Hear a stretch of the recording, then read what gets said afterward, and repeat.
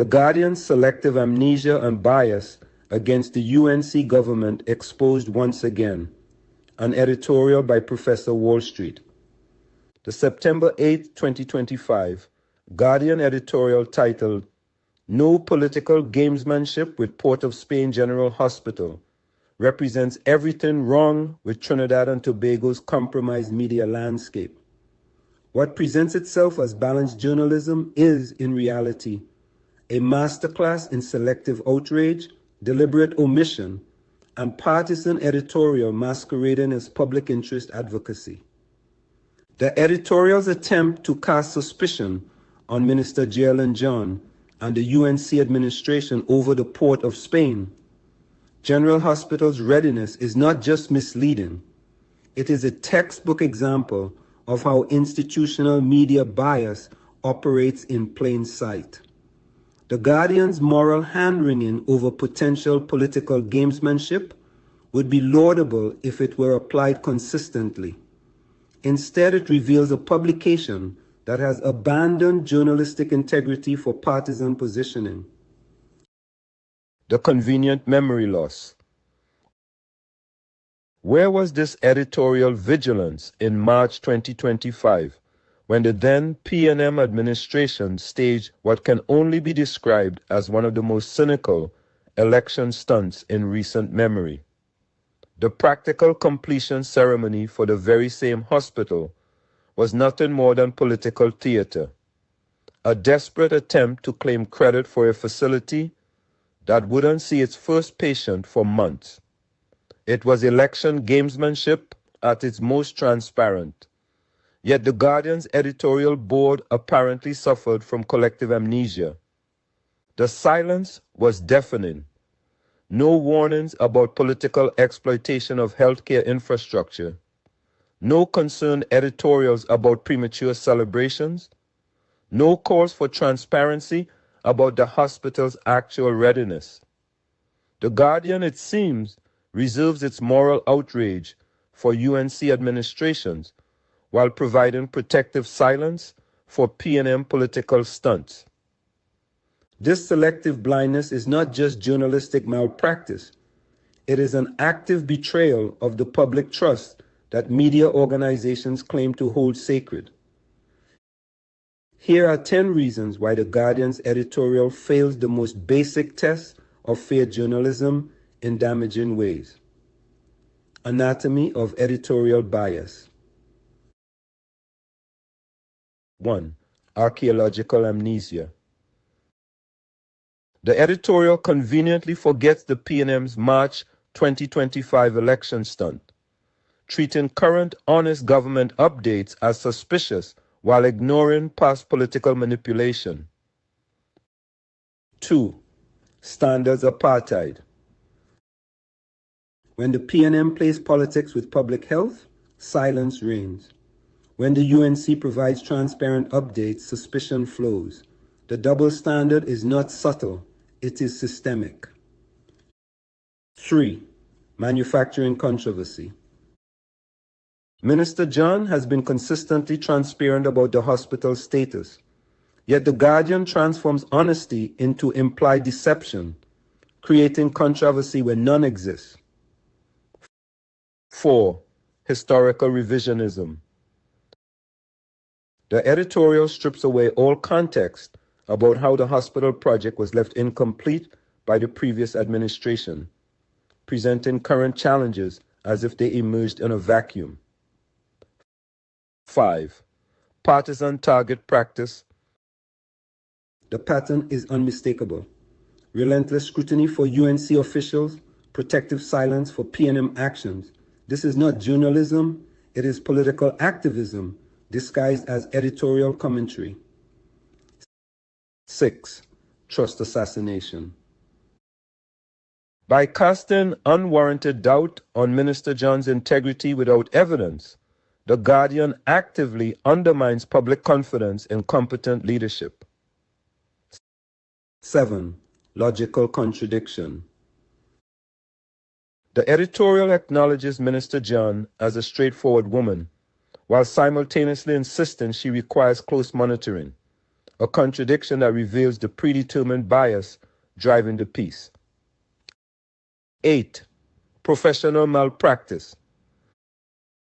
True journalism holds all sides accountable equally.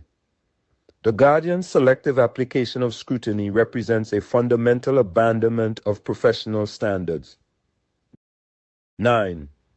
Public health weaponization. By manufacturing suspicion about hospital readiness, the editorial creates unnecessary public anxiety about healthcare delivery for purely political purposes. 10. Credibility suicide. Each partisan editorial further confirms public suspicions that The Guardian has abandoned objective journalism for political advocacy, eroding its own institutional credibility. The deeper disease in media culture. This editorial represents more than isolated bias.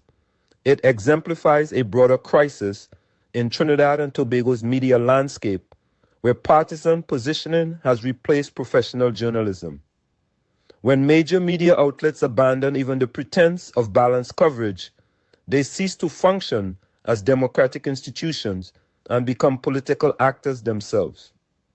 The Guardian's approach reveals a media organization that has forgotten its foundational purpose: to serve the public interest by providing accurate, fair, and comprehensive information. Instead, it has chosen to serve particular political interests while maintaining the facade of journalistic authority.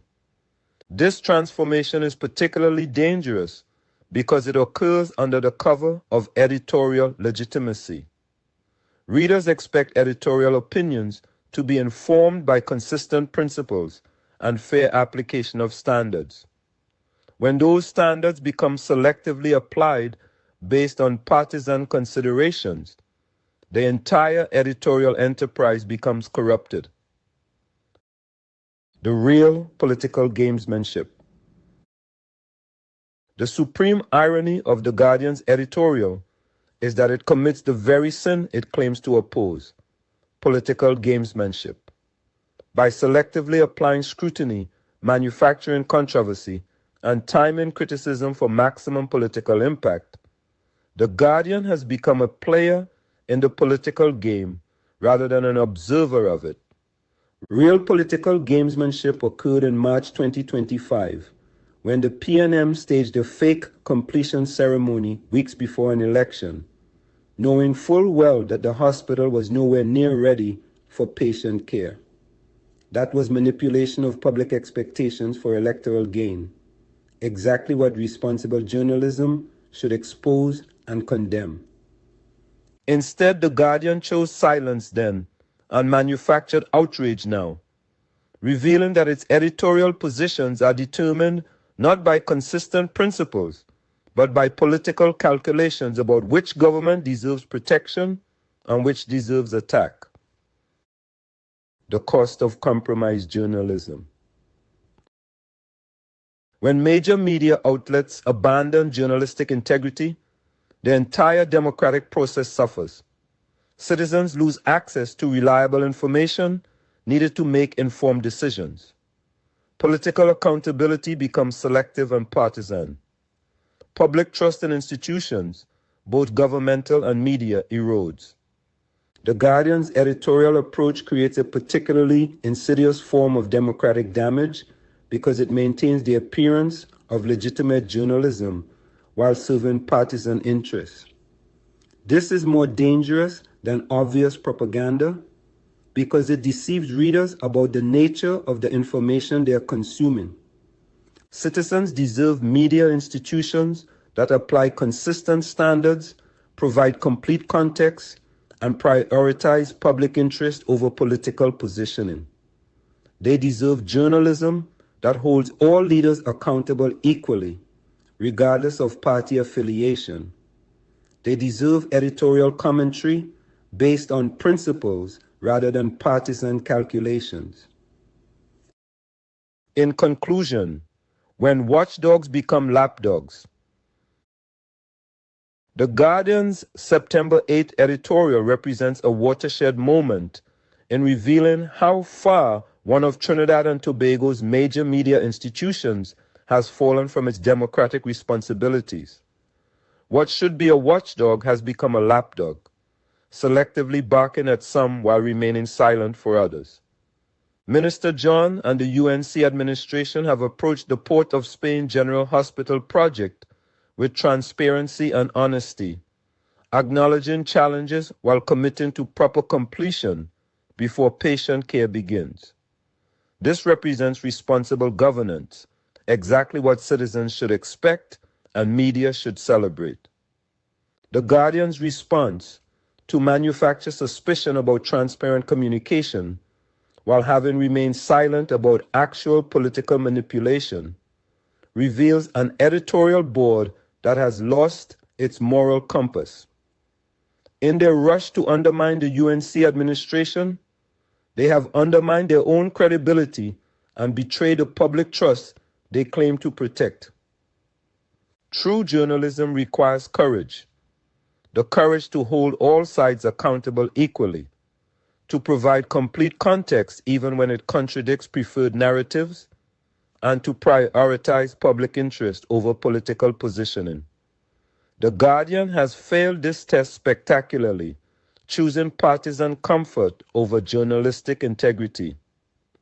The people of Trinidad and Tobago deserve better.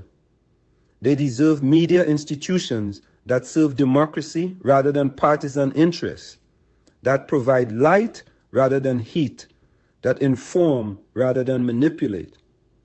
Until the Guardian rediscovers these fundamental journalistic principles, its editorial opinions will remain what they have become: partisan propaganda masquerading as public interest advocacy. The hospital will eventually open when it is properly completed and safe for patients, exactly as Minister John has promised. But the Guardian's credibility, damaged by selective outrage and partisan positioning, may take far longer to heal. In their haste to wound the UNC government, they have inflicted a deeper wound upon themselves, one that no amount of editorial repositioning can easily repair. The Fourth Estate's health matters as much as any hospital's readiness. Right now, the Guardian's vital signs suggest an institution in critical condition, sustained only by the life support of partisan bias rather than the robust circulation of journalistic integrity. The question is whether its editorial leadership possesses the will to pursue the treatment that true recovery requires.